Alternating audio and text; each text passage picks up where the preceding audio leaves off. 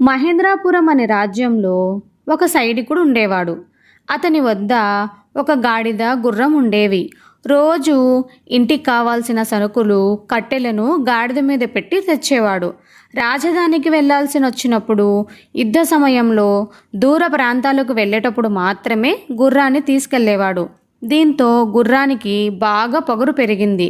గాడిదను చిన్న చూపు చూడసాగింది.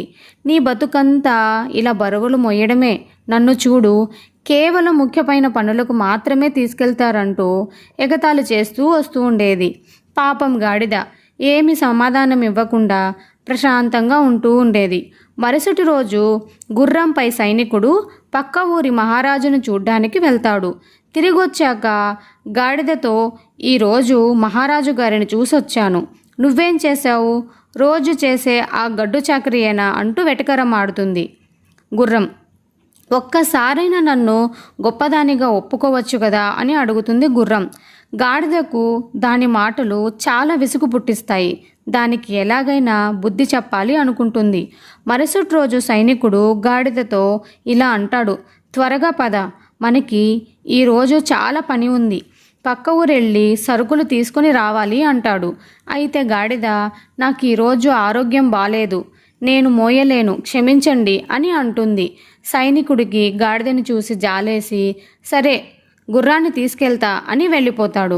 గుర్రాన్ని వెంట పెట్టుకొని పక్క ఊరికి వెళ్ళి బోల్డన్ని సరుకులు కొంటాడు.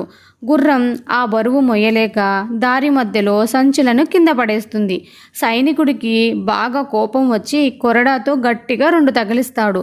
మళ్ళీ ఆ సంచులన్నీ గుర్రం మీద పెట్టి తాను కూడా ఎక్కుతాడు.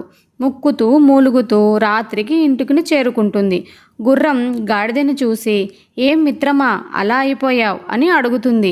గుర్రం, క్షమించు మిత్రమా, నీ కష్టాన్ని తలుచుకునేలా ఎగతాళి చేశాను, నేనే గొప్ప అనుకున్నాను, ఎవరి పని వాళ్ళకి గొప్పది అంటూ పశ్చాత్తాపడింది.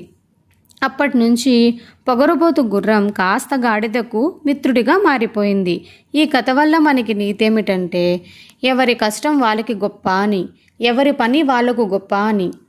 పనిలో చిన్న పెద్ద ఏమీ ఉండదు.